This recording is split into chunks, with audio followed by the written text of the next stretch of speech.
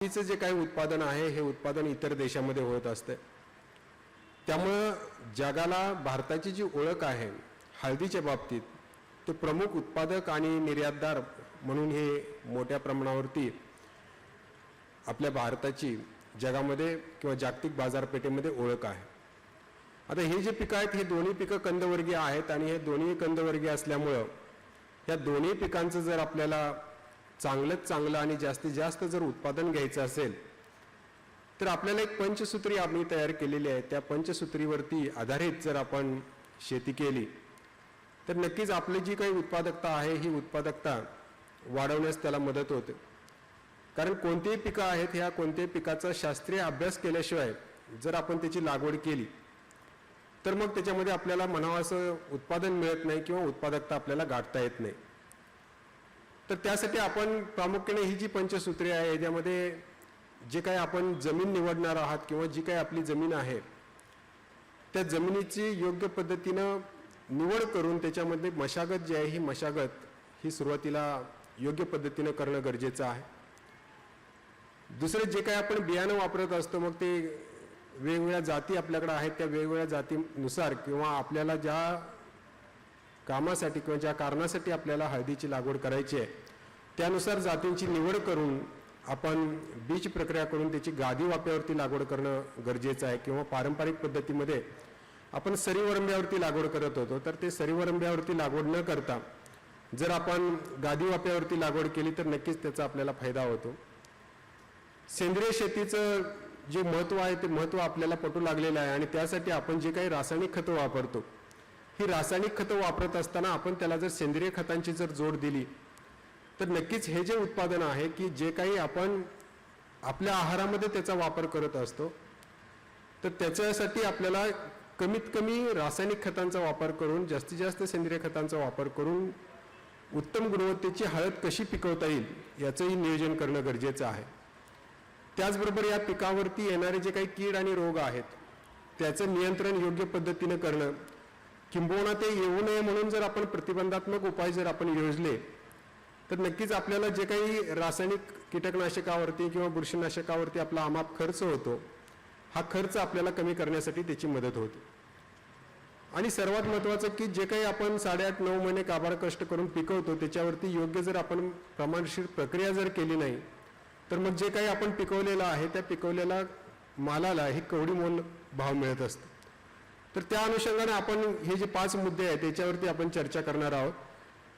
सुरुवातीला आपण आपल्या जमिनीचं आरोग्य किंवा माती परीक्षण जे आहे माती परीक्षण करून घेणं गरजेचं आहे की त्यामुळे काय होतं की आपल्या जमिनीमधले जे काही घटक आहेत आपल्या जमिनीमध्ये जी काही रिक्वायरमेंट आहे किंवा जी काही आपल्याला बाहेरून खतं द्यायची आहेत त्याची सर्व माहिती आपल्याला या जमिनीचं माती परीक्षण केल्यामुळं आपल्याला कळून येते आणि त्यानुसार आपल्याला पुढचं जे नियोजन आहे हे नियोजन करणं आपल्याला सोयीचं जातं। ज्यावेळेस आपण मशागत करत असतो कारण हळदीचे कंद हे जमिनीमध्ये सर्वसाधारणतः 1 फुटापर्यंत वाढत असतात आणि 1 फुटापर्यंत आपली जी जमीन आहे ही भुसभुशीत राहण्यासाठी त्याच्यामध्ये हवा खेळती राहण्यासाठी आपल्याला जर आपण हिरवळीचं पीक त्याच्यामध्ये जर घेतलं साधारणतः जानेवारी-फेब्रुवारी महिन्यामध्ये जर आपण ताक किंवा धेंच्या यासारखं हिरवळीचं पीक जर आपण शेतामध्ये घेतलं आणि 45 ते 50 दिवसांनी ते शेतामध्ये गाडलं तर आपल्याला चांगल्या पद्धतीची आपल्या जमिनीची मशागत किंवा जे काही भुसभुशीतपणा आपल्याला या कंदवर्गीय पिकासाठी पाहिजेल आहे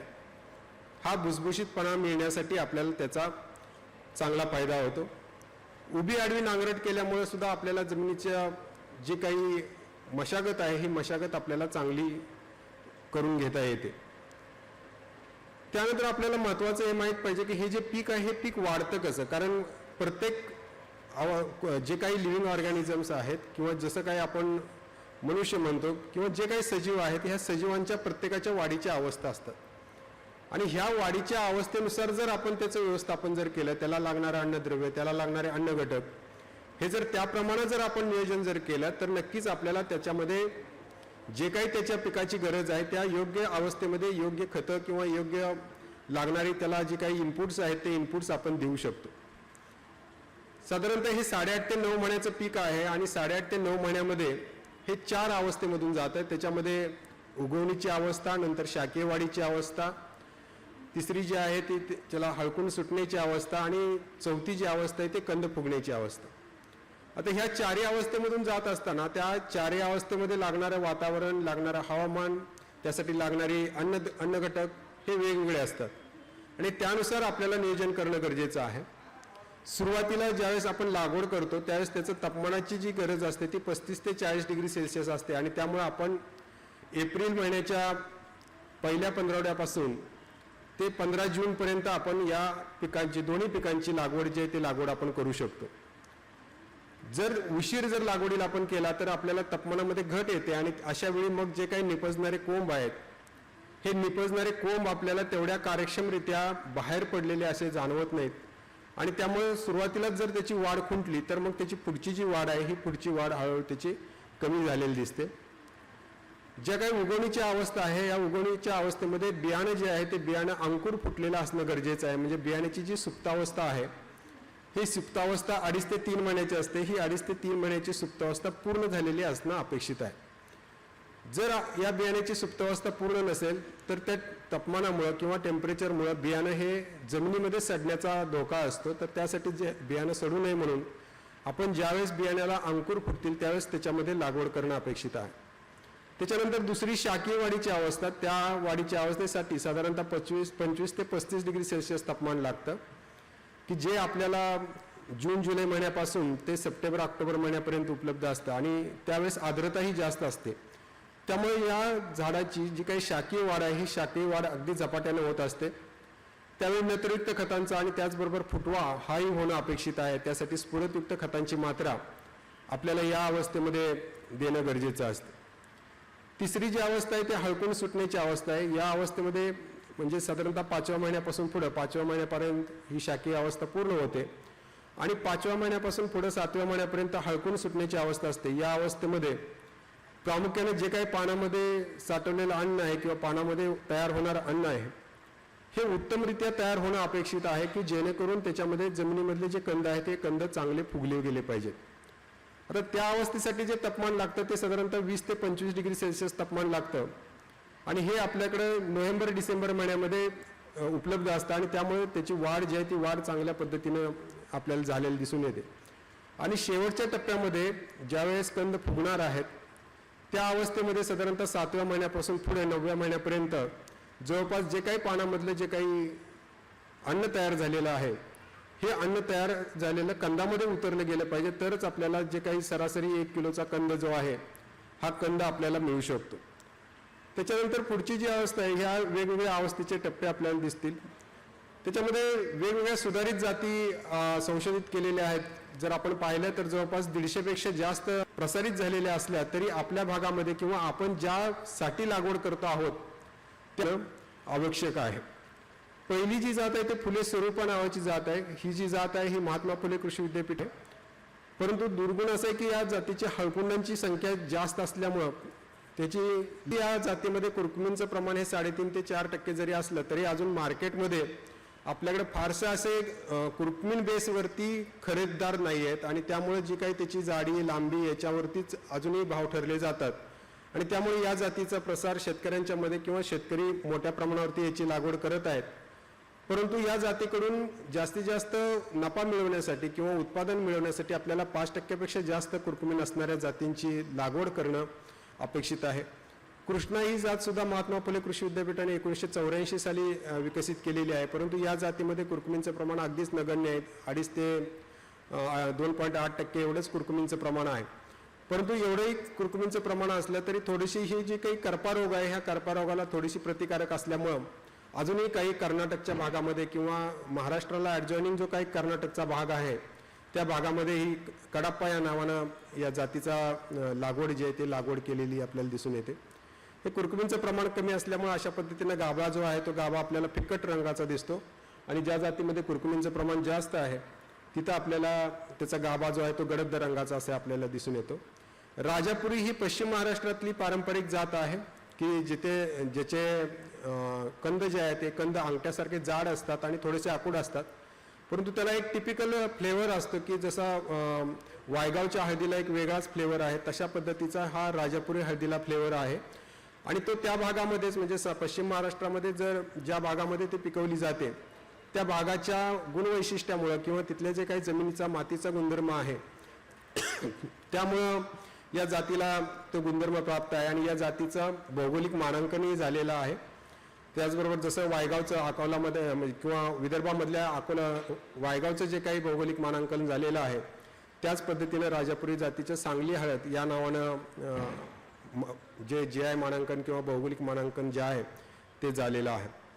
अशा वेगवेगळ्या भागामध्ये वेगवेगळ्या प्रकारच्या जाती ह्या आहेत. टेक्कुरपेटा ही आंध्र प्रदेश आणि तेलंगणा इथं मोठ्या प्रमाणावरती आहे. आलेपी ही केरळमधली जात आहे.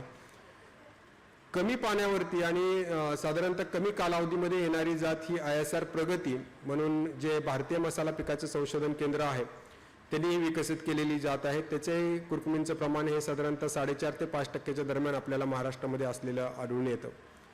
इतरही काही जाती त्यांनी विकसित केलेल्या आहेत. त्याच्यामध्ये सुवर्ण आहे, सुदर्शना आहे, सुगुण आहे, प्रभा आहे किंवा ISR केदारम आहे, ISR आलेपी सुप्रीम आहे. तसंच इतर काही विद्यापीठांनी जाती शिफारसीत केलेल्या आहेत. त्याच्यामध्ये ओरिसा कृषी विद्यापीठाची रोमा आहे, तामिळनाडू कृषी विद्यापीठाची BSR 2 आहे, चालू वर्षी ते BSR 3 रिलीज करत आहेत. मेघा ही जात जी आहे ते मेघालय मिझोराममधून जिथं जे ICRचं सेंटर आहे तिथून ती प्रसारित केलेली आहे. तर अशा ह्या वेगवेगळ्या प्रकारच्या जाती चालू वर्षी महात्मा फुले कृषी विद्यापीठातून फुले हरिद्रा नावाची जात आपण विकसित करत आहोत.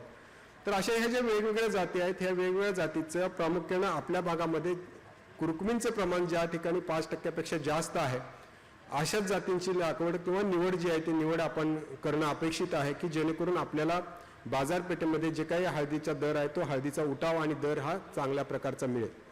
याच्यामध्ये जर आपण पाहिलं तर बियाणे 3 प्रकारचं असतं. प्रामुख्यानं जेटागड्डा किंवा जो मुख्य कंद आहे त्याला जेटागड्डा किंवा मातृकंद असं म्हटलं जातं. मुख्य कंदाच्या बाजूला जे काही 2 ते 3 कंद आलेले असतात किंवा जे फुटवे आलेले असतात त्या फुटव्याच्या खाली जे कंद तयार होतात त्याला बगलगड्डे असं म्हटलं जातं किंवा अंगठागड्डे असं म्हटलं जातं. आणि त्या अंगठागड्ड्याच्या बाजूला जे काही हळकुंड असतात ओली हळकुंड त्याला शेंग म्हटलं जातं. तर हे ओली हळकुंड किंवा शेंग अशा तिन्ही प्रकारचं बियाणं आपण या हळदीमध्ये वापरू शकतो. आता याच्यामध्ये वापर करत असताना सर्वसाधारणपणे मातृकंद जे आहे ते एकरी 12 ते 13 क्विंटल आपल्याला बियाणं लागतं. त्याच्या खालोखाल जे काही अंगठागड्डे आहेत किंवा बगलगड्डे आहेत त्याचं साधारणतः आपल्याला 10 ते 11 क्विंटल लागतं.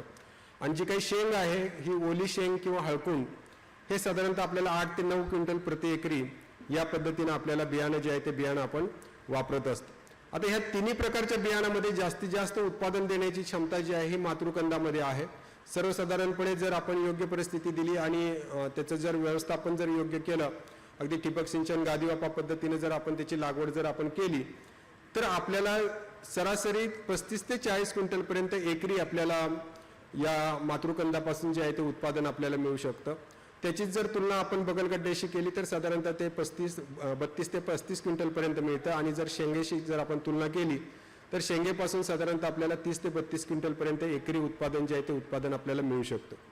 काही ठिकाणी आपण या शेंगेचे तुकडे करून अगदी 1 डोळाचे रोपं तयार करून सुद्धा लागवड केली जाते. परंतु त्याचंही उत्पादन जर आपण शेंगेच्या किंवा मातृकंदाशी जर तुलना केलं तर साधारणतः 20 ते 25% उत्पादन आपल्याला त्याच्यामध्ये कमी आलेलं दिसून येतं.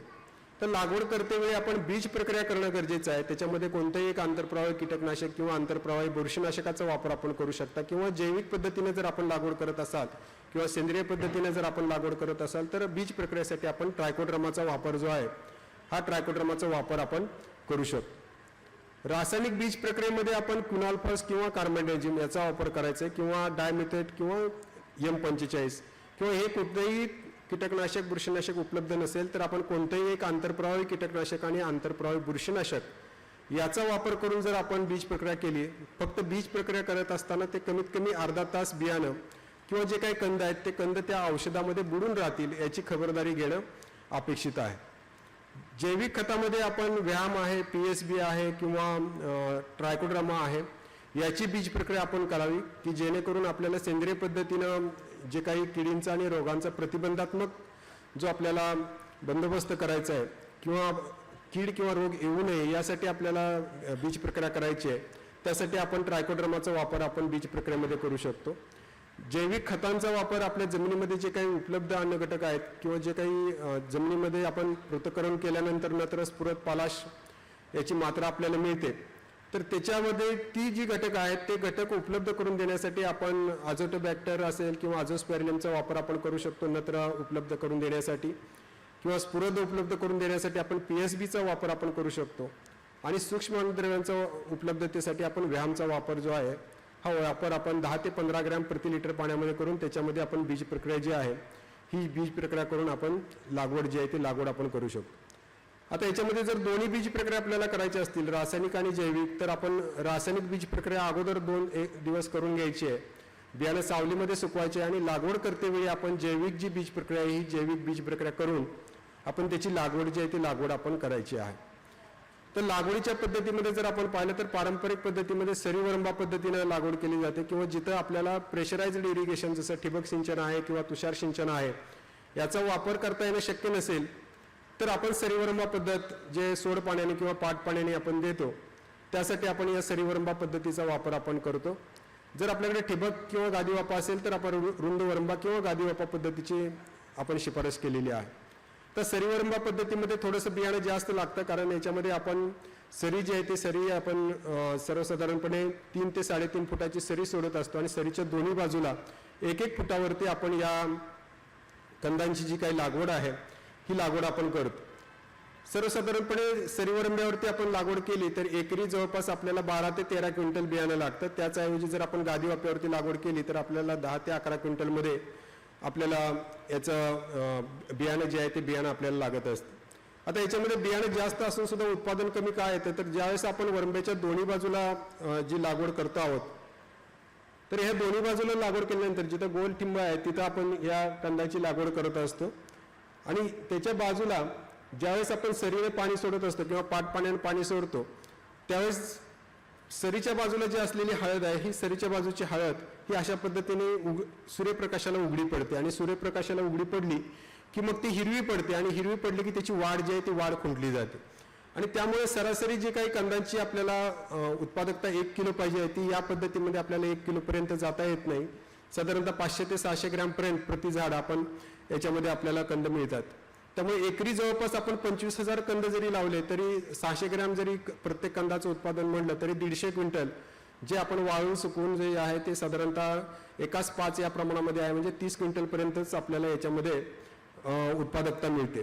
परंतु त्याच्या विरुद्ध जर आपण गादीवाप्यावरती जर लागवड जर केली तर सर्वसाधारणपणे आपण 4.5 ते 5 फुटापर्यंत सरी सोडत असतो आणि सऱ्यांचे वरचा जो माथा आहे हा वरचा माथा आपण सपाट करतो आणि तो सपाट करून गादीवाप्याची उंची जी आहे ती गादीवाप्याची उंची आपण 1 फुटापर्यंत ठेवतो. त्यामुळे काय होतं की दोन्ही बाजूला आपण गादीवापावरती जे सपाटीकरण केलेलं आहे त्याच्या 2 फुटामध्ये मध्यभागी बरोबर लॅटरल टाकतो आणि लॅटरलच्या दोन्ही बाजूला अर्ध्या फुटावरती आपण हे जे कंद आहे ते कंद लागवड करतो. परत त्याच्या दोन्ही बाजूला आपण अर्धा फुट अंतर सोडलेलं आहे की जेणेकरून ज्यावेळेस हळदीचे कंद वाढतील किंवा शेंग वाढेल तर ती मातीमध्येच राहील आणि त्याला चारी बाजूनी जी काही वाढण्यासाठीची जी जागा आहे ही वाढण्यासाठीची जागा त्याला मिळेल. जे सरीवरंबा पद्धतीमध्ये आपल्याला फक्त वरंब्याची बाजू मिळत होती सरीची बाजू मिळत नव्हती त्याच्याऐवजी आपल्याला गादीवाप्यामध्ये दोन्ही बाजूने हे जे कंद आहेत हे दोन्ही बाजूने कंद आपल्याला वाढलेले दिसून येतात. आता याच्यामध्ये काय होतं की सरासरी 1 किलोपर्यंत आपल्याला कंद जे आहे ते कंद आपल्याला मिळतात. म्हणजे ज्यावेळेस आपण लागवड करतो त्यावेळेस लागवड करतेवेळी एकरी जवळपास आपण 10 ते 12 क्विंटल बियाणं म्हणजे जवळपास 23,000 रोपं आपण लावत असतो. 23,000 किंवा कंद लावत असतो. 23,000 सगळेच कंद उगवले नाहीत. अगदी 20,000 कंद जरी उगवले आणि प्रति कंदाला 1 किलो जर बियाणं आपल्याला उत्पादन जर मिळालं तर 20,000 किलो एवढं आपल्याला जे काही उत्पादन आहे ते उत्पादन आपल्याला मिळतं. म्हणजेच 200 क्विंटलपर्यंत एकरी आपल्याला हे जे उत्पादन आहे हे उत्पादन आपण गाठू शकतो. जे आपण ट्रॅक्टर चलित अवजार आहे हे ट्रॅक्टर चलित अवजाराने जर यांत्रिकीकरण करायचं असेल तर आपण हळदीचं आणि आल्याची लागवड जी आहे ते ट्रॅक्टर चलित अवजारानं या कंदांची लागवड जी आहे ती लागवड आपण करू शकतो. हे त्यासाठी यंत्र आहे.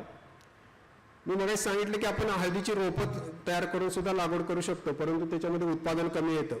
ज्यावेळेस आपल्याकडं नवीन जात असेल नवीन जातीचं बियाणं कमी असेल एकरी साधारणतः जे पारंपरिक पद्धतीमध्ये आपण लागवड करतो त्यावेळेस सर्वसाधारणपणे एकरी 1 टन एवढं बियाणं लागतं. या पद्धतीमध्ये आपल्याला 1 ते 1.5 क्विंटलमध्येच आपण त्याची एकरी जी लागवड आहे किंवा जी काही रोपांची संख्या आपल्याला 20,000 आहे ही 20,000 रोपं आपण 1 ते 1.5 क्विंटल बियाण्यामध्ये तयार करू शकतो. परंतु याचं उत्पादन कमी असल्यामुळं आणि आपल्याला जो काही सोराकंद जो आहे म्हणजे ज्यावेळेस आपण जेटागड्डा किंवा मातृकंद लावतो तो लावल्यानंतर पुढच्या वर्षीपर्यंत त्यातले साधारणतः 40% किंवा 50% कंद कुजून जातात। राहिलेले 50% कंद जे आहेत त्याला सोराकंद असं म्हणलं जातं, त्याला हळदीच्या दुप्पट भाव हा बाजारामध्ये मिळत असतो। तर असे सोराकंद जे आहेत हे सोराकंद मात्र या पद्धतीमध्ये आपल्याला मिळत नाहीत। त्यामुळं जरी उत्पादन कमी असलं आणि बियाणं जरी कमी लागत असलं तरी सोराकंद आपल्याला कमी मिळत असल्यामुळं आपण रोपाद्वारे लागवडीची शिफारस अशी केलेली नाही, परंतु ज्या ठिकाणी अपेक्षित फक्त नवीन जाती विकसित करायच्या आहेत किंवा नवीन जातीची लागवड करायची आहे त्यावेळी मात्र आपण या रोपांची लागवड जी आहे ती लागवड आपण करू शकतो। काही नवीन पद्धती आहेत जसं व्हर्टिकल फार्मिंग आहे किंवा शेडनेट कल्टिवेशन आहे, याच्यामध्ये सुद्धा काही लोकांनी लागवडी सुरुवात केलेली आहेत, परंतु त्याच्यामध्ये अजूनही संशोधन होणं बाकी आहे की जे काही उत्पादन घेणं आपल्याला शक्य आहे किंवा जितक्या जास्तीत जास्त उत्पादन या पद्धतीमध्ये घेता येणं शक्य आहे त्याच्यावरती संशोधन करून नक्कीच या पद्धती आपल्याला फायदेशीर ठरतील। ठिबक सिंचनामध्ये जर आपण लागवड केली असेल तर अशा पद्धतीने त्याची जी वाढ आहे ही वाढ होणं अपेक्षित आहे। त्याचे फुटवे जे आहे ते फुटव्यांची संख्या 3 ते 4 असणं आवश्यक आहे आणि ती सुरुवातीच्या 4 महिन्यामध्ये किंवा 5 महिन्यामध्ये जेवढ्या जास्तीत जास्त फुटवे येतील तेवढे फुटवे आपल्याला पुढे जे आहे ते पुढे हळकुंडांची संख्या जी आहे ती हळकुंडांची संख्या मर्यादित ठेवण्यासाठी आपल्याला त्याच्यामध्ये मदत झालेली दिसून येते। हळदीमध्ये प्रामुख्याने तणाचा प्रादुर्भाव जास्त होतो, तर त्यासाठी आपण मल्चिंगचा किंवा जे काही चंदेरी रंगाचं जे मल्चिंग आहे कागद आहे त्या कागदाचा वापर आपण 25 गेजपर्यंतच्या कागदाचा वापर आपण या आच्छादनासाठी करू शकतो। या आच्छादनाचा जर वापर करायचा असेल तर जमिनीचा चांगला निचरा असणारी जमीन गरजेचं आहे, अन्यथा जमीन जर चांगली निचरा होणारी नसेल तर मग मात्र जे काही आपण आच्छादन करतो त्याच्यामध्ये कंदकुजीचा प्रादुर्भाव होण्याची शक्यता असते। तर त्यासाठी जमीन चांगली निचरा होणारी असेल तर आपण या चंदेरी आच्छादनाचा वापर करून आपण हे जे हळदीची लागवड जी आहे ती हळदीची लागवड आपण करू शकतो। तुषार सिंचन पद्धतीने सुद्धा आपण हळदीची लागवड जी आहे ही आपण करू शकतो। त्यासाठी आपण एका गादी वाफ्यावरती 4 ओळी या हळदीच्या लावायच्या आहेत। त्यासाठी 2 सरीमधलं जे अंतर आहे हे 2 सरीमधलं अंतर सर्वसाधारणपणे आपण 6 फूट ठेवायचं आहे आणि वरचा जो माता आहे हा वरचा माता आपला 4 फुटाचा पाहिजे आहे आणि 4 फुटावरती दोन्ही बाजूला अर्धा फूट अंतर आणि 2 ओळीमध्ये 1 फूट अंतर सोडून अशा पद्धतीने आपण 4 ओळी ज्या आहेत त्या 4 ओळी या हळदीच्या लागवडीसाठी तुषार सिंचन पद्धतीच्या लागवडीसाठी आपण लावू शकतो। आता या तिन्ही पद्धतींचा जर आपण तुलनात्मक अभ्यास केला की तुषार सिंचन पद्धत, सरीवरंबा पद्धत आणि ठिबक सिंचन पद्धत, तर याच्यामध्ये जास्तीत जास्त नफा किंवा जास्तीत जास्त उत्पादन देण्याची क्षमता जी आहे ही ठिबक सिंचन पद्धतीची आहे। त्याच्या खालोखाल जे आहे ते तुषार सिंचन पद्धत आहे आणि त्याच्या खालोखाल मग सरीवरंबा पद्धत जी आहे ही सरीवरंबा पद्धतीचं आहे। आता याच्यामध्ये जे काही आपण खताचं व्यवस्थापन करतो हे प्रामुख्याने 3 टप्प्यामध्ये, जर आपल्याला वरून खतं द्यायची असतील तर आपण 3 टप्प्यामध्ये करतो। एक सुरुवातीला लागवडीच्या वेळेस आपण जेवढ्या जास्तीत जास्त सेंद्रिय खतं वापर कराल तेवढं जास्तीत जास्त आपल्याला या पिकापासून उत्पादन आणि उत्पादकता जी आहे ही चांगल्या पद्धतीने मिळते। सर्वसाधारणपणे एकरी आपण जे काही सेंद्रिय खत आहे मग त्याच्यामध्ये शेणखत असेल किंवा गांडूळ खत असेल किंवा जे काही वेगवेगळ्या कारखान्यांचे प्रेसमेड कंपोस्ट असतं याचा वापर सुद्धा आपण या सेंद्रिय खतामध्ये करू शकता किंवा लिंबोळी पेंडीसारख्या जे काही खतं आहेत त्यांचा वापर जो आहे तो वापर आपण या पिकांसाठी करू शकता। शेणखतामध्ये साधारणतः एकरी 10 ते 12 क्विंटलपर्यंत 10 ते 12 टनापर्यंत आपण एकरी या शेणखताचा वापर करणं अपेक्षित आहे। गांडूळ खत वापरायचं असेल तर साधारणतः 2.5 ते 3 टनापर्यंत आपण एकरी वापरू शकता किंवा जे काही प्रेसमेड किंवा कुजलेली मळी आहे ही एकरी 5 टनापर्यंत आपण हे सेंद्रिय खतं वापरू शकता। लिंबोळी पेंडसारखी खतं आहेत ती साधारणतः एकरी 8 क्विंटलपर्यंत आपण ही जी खतं आहेत ही बेसल डोसमध्ये आपल्याला वापरायची आहेत। रासायनिक खतामध्ये आपण बेसल डोसमध्ये सिंगल सुपर फॉस्फेट आणि पोटॅश हे सिंगल सुपर फॉस्फेट एकरी 5 बॅग आणि पोटॅश जे आहे ते एकरी साधारणतः 1.5 ते 2 बॅग आपल्याला ह्या बेसल डोसमध्ये वापरणं गरजेचं आहे। त्याच्यानंतर पहिली जी वर खताची मात्रा जी द्यायची आहे ती 45 दिवसानंतर म्हणजे पहिली हळदीची अवस्था झाल्यानंतर म्हणजे 1.5 महिन्यानंतर आपण 50% नत्राची मात्रा आपल्याला त्याच्यामध्ये द्यायची आहे। तर ही जी 50% नत्राची मात्रा आहे त्याच्यामध्ये जवळपास 1.5 बॅग युरियाची आपण एकरी द्यायची आहे आणि नंतर भरणीच्या वेळेस आपण म्हणजे 2.5 ते 3 महिन्यांनी आपण राहिलेले 50% जो नत्र आहे हा 50% नत्र आपण द्यायचं आहे। जर आपण माती परीक्षणामध्ये काही सूक्ष्म अन्नद्रव्याची कमतरता असेल तर आपण फेरस सल्फेट आहे किंवा झिंक सल्फेट आहे किंवा जे काही ग्रेड 2 ची जी काही सूक्ष्म अन्नद्रव्य आहेत याचा वापर आपण हळदीसाठी 45 दिवसांनी 10 किलो आणि भरणीच्या वेळेस 10 किलो अशा पद्धतीनं आपण या जातीमध्ये कुरकुमींचं प्रमाण हे 3.5 ते 4% जरी असलं तरी अजून मार्केटमध्ये आपल्याकडे फारसं असे कुरकुमीन बेसवरती खरेदीदार नाही आहेत आणि त्यामुळे जी काही त्याची जाडी लांबी याच्यावरतीच अजूनही भाव ठरले जातात आणि त्यामुळे या जातीचा प्रसार शेतकऱ्यांच्या मध्ये किंवा शेतकरी मोठ्या प्रमाणावरती याची लागवड करत आहेत. परंतु या जातीकडून जास्तीत जास्त नफा मिळवण्यासाठी किंवा उत्पादन मिळवण्यासाठी आपल्याला 5% पेक्षा जास्त कुरकुमीन असणाऱ्या जातींची लागवड करणं अपेक्षित आहे. कृष्णा ही जात सुद्धा महात्मा फुले कृषी विद्यापीठाने 1984 साली विकसित केलेली आहे. परंतु या जातीमध्ये कुरकुमींचं प्रमाण अगदीच नगण्य आहे. 2.5 ते 2.8% एवढंच कुरकुमींचं प्रमाण आहे. परंतु एवढंही कुरकुमींचं प्रमाण असलं तरी थोडीशी ही जी काही करपा रोग आहे ह्या करपा रोगाला थोडीशी प्रतिकारक असल्यामुळं अजूनही काही कर्नाटकच्या भागामध्ये किंवा महाराष्ट्राला ॲडजॉइनिंग जो काही कर्नाटकचा भाग आहे त्या भागामध्ये ही कडाप्पा या नावानं या जातीचा लागवड जी आहे ते लागवड केलेली आपल्याला दिसून येते. हे कुरकुमींचं प्रमाण कमी असल्यामुळे अशा पद्धतीनं गाभा जो आहे तो गाभा आपल्याला फिक्कट रंगाचा दिसतो आणि ज्या जातीमध्ये कुरकुमींचं प्रमाण जास्त आहे तिथं आपल्याला त्याचा गाभा जो आहे तो गडद रंगाचा असे आपल्याला दिसून येतो. राजापुरी ही पश्चिम महाराष्ट्रातली पारंपरिक जात आहे की ज्याचे कंद जे आहे ते कंद अंगठ्यासारखे जाड असतात आणि थोडेसे आकूड असतात. परंतु त्याला एक टिपिकल फ्लेवर असतो की जसा वायगावच्या हळदीला एक वेगळाच फ्लेवर आहे तशा पद्धतीचा हा राजापुरी हळदीला फ्लेवर आहे आणि तो त्या भागामध्येच म्हणजे पश्चिम महाराष्ट्रामध्ये जर ज्या भागामध्ये ते पिकवली जाते त्या भागाच्या गुणवैशिष्ट्यामुळं किंवा तिथल्या जे काही जमिनीचा मातीचा गुणधर्म आहे त्यामुळं या जातीला तो गुणधर्म प्राप्त आहे आणि या जातीचं भौगोलिक मानांकनही झालेलं आहे. त्याचबरोबर जसं वायगावचं अकोलामध्ये किंवा विदर्भामधल्या वायगावचं जे काही भौगोलिक मानांकन झालेलं आहे त्याच पद्धतीनं राजापुरी जातीचं सांगली हळद या नावानं जे GI मानांकन किंवा भौगोलिक मानांकन जे आहे ते झालेलं आहे. अशा वेगवेगळ्या भागामध्ये वेगवेगळ्या प्रकारच्या जाती ह्या आहेत. टेक्कुरपेटा ही आंध्र प्रदेश आणि तेलंगणा इथं मोठ्या प्रमाणावरती आहे. आलेपी ही केरळमधली जात आहे. कमी पाण्यावरती आणि साधारणतः कमी कालावधीमध्ये येणारी जात ही ISR प्रगती म्हणून जे भारतीय मसाला पिकाचे संशोधन केंद्र आहे त्यांनी विकसित केलेली जात आहे. त्याचे कुरकुमींचं प्रमाण हे साधारणतः 4.5 ते 5% दरम्यान आपल्याला महाराष्ट्रामध्ये असलेलं आढळून येतं. इतरही काही जाती त्यांनी विकसित केलेल्या आहेत. त्याच्यामध्ये सुवर्ण आहे, सुदर्शना आहे, सुगुण आहे, प्रभा आहे किंवा ISR केदारम आहे, ISR आलेपी सुप्रीम आहे.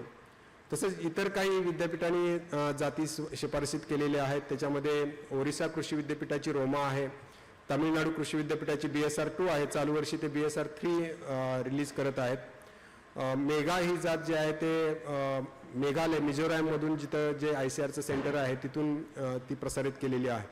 तर अशा ह्या वेगवेगळ्या प्रकारच्या जाती चालू वर्षी महात्मा फुले कृषी विद्यापीठातून फुले हरिद्रा नावाची जात आपण विकसित करत आहोत. तर अशा ह्या ज्या वेगवेगळ्या जाती आहेत ह्या वेगवेगळ्या जातीचं प्रामुख्यानं आपल्या भागामध्ये कुरकुमींचं प्रमाण ज्या ठिकाणी 5% पेक्षा जास्त आहे अशाच जातींची लागवड किंवा निवड जी आहे ती निवड आपण करणं अपेक्षित आहे की जेणेकरून आपल्याला बाजारपेठेमध्ये जे काही हळदीचा दर आहे तो हळदीचा उठाव आणि दर हा चांगल्या प्रकारचा मिळेल.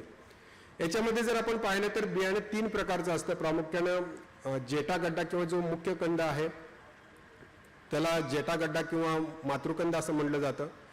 मुख्य कंदाच्या बाजूला जे काही 2 ते 3 कंद आलेले असतात किंवा जे फुटवे आलेले असतात त्या फुटव्याच्या खाली जे कंद तयार होतात त्याला बगलगड्डे असं म्हटलं जातं किंवा अंगठागड्डे असं म्हटलं जातं.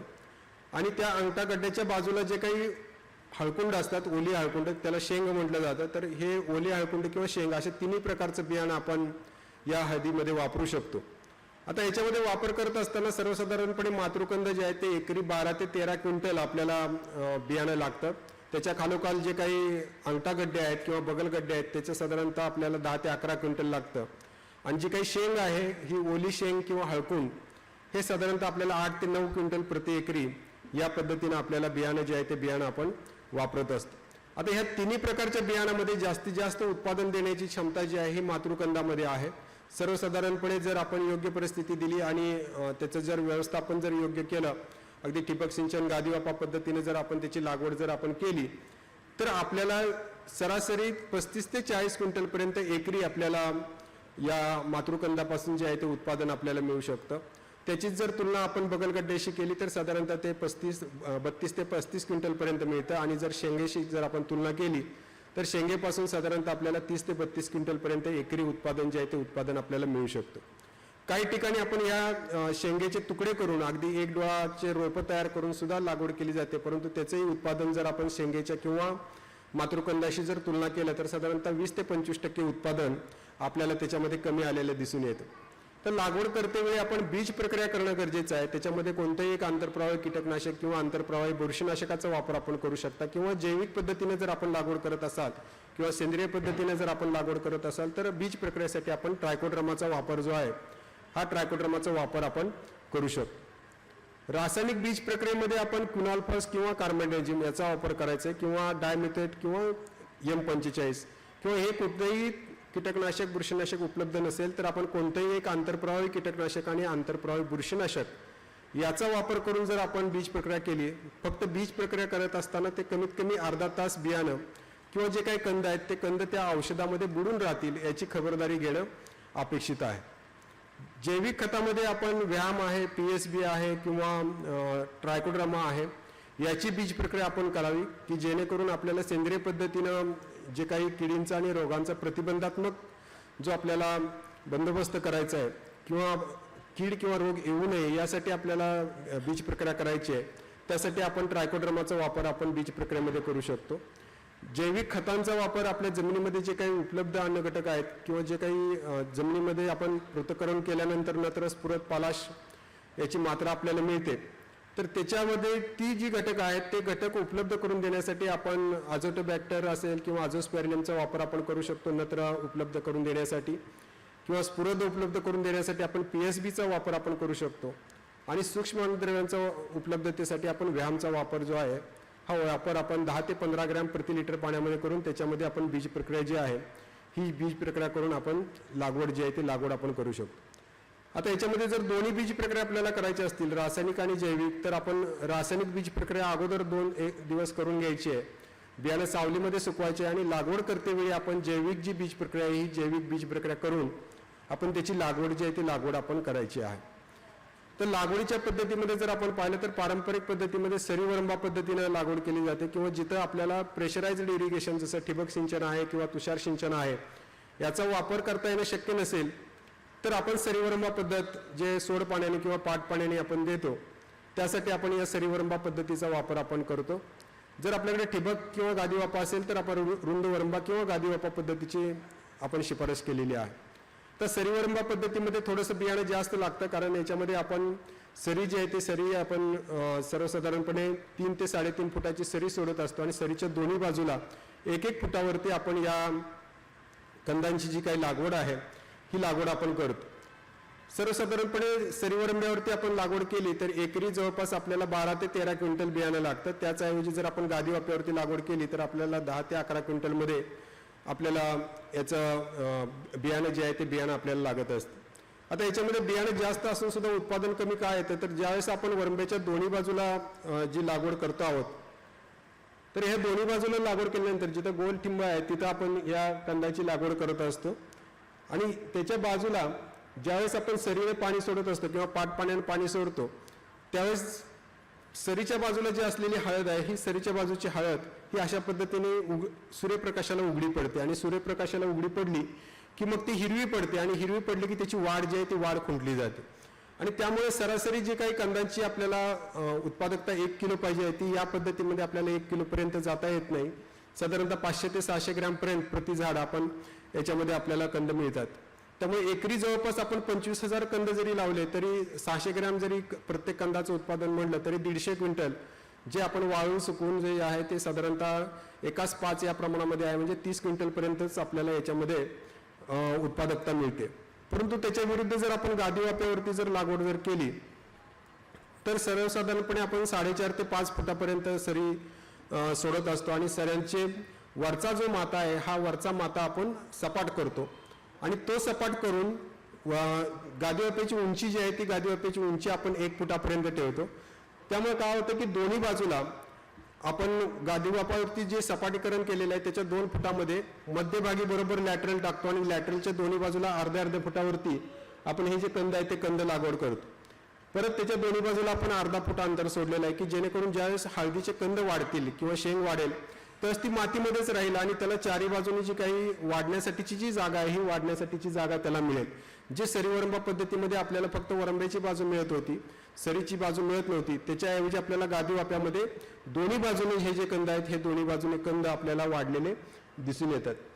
आता याच्यामध्ये काय होतं की सरासरी 1 किलोपर्यंत आपल्याला कंद जे आहे ते कंद आपल्याला मिळतात. म्हणजे ज्यावेळेस आपण लागवड करतो त्यावेळेस लागवड करतेवेळी एकरी जवळपास आपण 10 ते 12 क्विंटल बियाणं म्हणजे जवळपास 23,000 रोपं आपण लावत असतो. 23,000 किंवा कंद लावत असतो. 23,000 सगळेच कंद उगवले नाहीत, अगदी 20,000 कंद जरी उगवले आणि प्रति कंदाला 1 किलो जर बियाणं आपल्याला उत्पादन जर मिळालं तर 20,000 किलो एवढं आपल्याला जे काही उत्पादन आहे ते उत्पादन आपल्याला मिळतं. म्हणजेच 200 क्विंटलपर्यंत एकरी आपल्याला हे जे उत्पादन आहे हे उत्पादन आपण गाठू शकतो. जे आपण ट्रॅक्टर चलित अवजार आहे हे ट्रॅक्टर चलित अवजाराने जर यांत्रिकीकरण करायचं असेल तर आपण हळदीचं आणि आल्याची लागवड जी आहे ते ट्रॅक्टर चलित अवजारानं या कंदांची लागवड जी आहे ती लागवड आपण करू शकतो. हे त्यासाठी यंत्र आहे. मी मगाशी सांगितलं की आपण हळदीची रोपं तयार करून सुद्धा लागवड करू शकतो, परंतु त्याच्यामध्ये उत्पादन कमी येतं. ज्यावेळेस आपल्याकडं नवीन जात असेल, नवीन जातीचं बियाणं कमी असेल, एकरी साधारणतः जे पारंपरिक पद्धतीमध्ये आपण लागवड करतो त्यावेळेस सर्वसाधारणपणे एकरी 1 टन एवढं बियाणं लागतं. या पद्धतीमध्ये आपल्याला 1 ते 1.5 क्विंटलमध्येच आपण त्याची एकरी जी लागवड आहे किंवा जी काही रोपांची संख्या आपल्याला 20,000 आहे ही 20,000 रोपं आपण 1 ते 1.5 क्विंटल बियाण्यामध्ये तयार करू शकतो. परंतु याचं उत्पादन कमी असल्यामुळं आणि आपल्याला जो काही सोराकंद जो आहे म्हणजे ज्यावेळेस आपण जेटागड्डा किंवा मातृकंद लावतो तो लावल्यानंतर पुढच्या वर्षीपर्यंत त्यातले साधारणतः 40% किंवा 50% कंद कुजून जातात. राहिलेले 50% कंद जे आहेत त्याला सोराकंद असं म्हणलं जातं. त्याला हळदीच्या दुप्पट भाव हा बाजारामध्ये मिळत असतो. तर असे सोराकंद जे आहेत हे सोराकंद मात्र या पद्धतीमध्ये आपल्याला मिळत नाहीत. त्यामुळं जरी उत्पादन कमी असलं आणि बियाणं जरी कमी लागत असलं तरी सोराकंद आपल्याला कमी मिळत असल्यामुळं आपण रोपाद्वारे लागवडीची शिफारस अशी केलेली नाही. परंतु ज्या ठिकाणी अपेक्षित फक्त नवीन जाती विकसित करायची आहेत किंवा नवीन जातीची लागवड करायची आहे त्यावेळी मात्र आपण या रोपांची लागवड जी आहे ती लागवड आपण करू शकतो. काही नवीन पद्धती आहेत जसं व्हर्टिकल फार्मिंग आहे किंवा शेडनेट कल्टिवेशन आहे. याच्यामध्ये सुद्धा काही लोकांनी लागवडी सुरुवात केलेली आहेत, परंतु त्याच्यामध्ये अजूनही संशोधन होणं बाकी आहे की जे काही उत्पादन घेणं आपल्याला शक्य आहे किंवा जितक्या जास्तीत जास्त उत्पादन या पद्धतीमध्ये घेता येणं शक्य आहे त्याच्यावरती संशोधन करून नक्कीच या पद्धती आपल्याला फायदेशीर ठरतील. ठिबक सिंचनामध्ये जर आपण लागवड केली असेल तर अशा पद्धतीने त्याची जी वाढ आहे ही वाढ होणं अपेक्षित आहे. त्याचे फुटवे जे आहे ते फुटव्यांची संख्या 3 ते 4 असणं आवश्यक आहे आणि ती सुरुवातीच्या 4 महिन्यामध्ये किंवा 5 महिन्यामध्ये जेवढ्या जास्तीत जास्त फुटवे येतील तेवढे फुटवे आपल्याला पुढं जे आहे ते पुढं हळकुंडांची संख्या जी आहे ती हळकुंडांची संख्या मर्यादित ठेवण्यासाठी आपल्याला त्याच्यामध्ये मदत झालेली दिसून येते. हळदीमध्ये प्रामुख्याने तणाचा प्रादुर्भाव जास्त होतो तर त्यासाठी आपण मल्चिंगचा किंवा जे काही चंदेरी रंगाचं जे मल्चिंग आहे कागद आहे त्या कागदाचा वापर आपण 25 गेजपर्यंतच्या कागदाचा वापर आपण या आच्छादनासाठी करू शकतो. या आच्छादनाचा जर वापर करायचा असेल तर जमिनीचा चांगला निचरा असणारी जमीन गरजेचं आहे. अन्यथा जमीन जर चांगली निचरा होणारी नसेल तर मग मात्र जे काही आपण आच्छादन करतो त्याच्यामध्ये कंदकुजीचा प्रादुर्भाव होण्याची शक्यता असते. तर त्यासाठी जमीन चांगली निचरा होणारी असेल तर आपण या चंदेरी आच्छादनाचा वापर करून आपण हे जे हळदीची लागवड जी आहे ती हळदीची लागवड आपण करू शकतो. तुषार सिंचन पद्धतीने सुद्धा आपण हळदीची लागवड जी आहे ही आपण करू शकतो. त्यासाठी आपण एका गादी वाप्यावरती 4 ओळी या हळदीच्या लावायच्या आहेत. त्यासाठी 2 सरीमधलं जे अंतर आहे हे 2 सरीमधलं अंतर सर्वसाधारणपणे आपण 6 फूट ठेवायचं आहे आणि वरचा जो माता आहे हा वरचा माता आपला 4 फुटाचा पाहिजे आहे आणि 4 फुटावरती दोन्ही बाजूला अर्धा फूट अंतर आणि 2 ओळीमध्ये 1 फूट अंतर सोडून अशा पद्धतीने आपण 4 ओळी ज्या आहेत त्या 4 ओळी या हळदीच्या लागवडीसाठी तुषार सिंचन पद्धतीच्या लागवडीसाठी आपण लावू शकतो. आता या तिन्ही पद्धतींचा जर आपण तुलनात्मक अभ्यास केला की तुषार सिंचन पद्धत, सरीवरंबा पद्धत आणि ठिबक सिंचन पद्धत तर याच्यामध्ये जास्तीत जास्त नफा किंवा जास्तीत जास्त उत्पादन देण्याची क्षमता जी आहे ही ठिबक सिंचन पद्धतीची आहे. त्याच्या खालोखाल जे आहे ते तुषार सिंचन पद्धत आहे आणि त्याच्या खालोखाल मग सरीवरंबा पद्धत जी आहे ही सरीवरंबा पद्धतीचं आहे. आता याच्यामध्ये जे काही आपण खताचं व्यवस्थापन करतो हे प्रामुख्याने 3 टप्प्यामध्ये जर आपल्याला वरून खतं द्यायची असतील तर आपण 3 टप्प्यामध्ये करतो. एक सुरुवातीला लागवडीच्या वेळेस आपण जेवढ्या जास्तीत जास्त सेंद्रिय खतं वापर कराल तेवढं जास्तीत जास्त आपल्याला या पिकापासून उत्पादन आणि उत्पादकता जी आहे ही चांगल्या पद्धतीनं मिळते. सर्वसाधारणपणे एकरी आपण जे काही सेंद्रिय खत आहे, मग त्याच्यामध्ये शेणखत असेल किंवा गांडूळ खत असेल किंवा जे काही वेगवेगळ्या कारखान्यांचे प्रेसमेड कंपोस्ट असतं, याचा वापर सुद्धा आपण या सेंद्रिय खतामध्ये करू शकता किंवा लिंबोळी पेंडीसारख्या जे काही खतं आहेत त्यांचा वापर जो आहे तो वापर आपण या पिकांसाठी करू शकता. शेणखतामध्ये साधारणतः एकरी 10 ते 12 क्विंटलपर्यंत 10 ते 12 टनापर्यंत आपण एकरी या शेणखताचा वापर करणं अपेक्षित आहे. गांडूळ खत वापरायचं असेल तर साधारणतः 2.5 ते 3 टनापर्यंत आपण एकरी वापरू शकता किंवा जे काही प्रेसमेड किंवा कुजलेली मळी आहे ही एकरी 5 टनापर्यंत आपण हे सेंद्रिय खतं वापरू शकता. लिंबोळी पेंडसारखी खतं आहेत ती साधारणतः एकरी 8 क्विंटलपर्यंत आपण ही जी खतं आहेत ही बेसल डोसमध्ये आपल्याला वापरायची आहेत.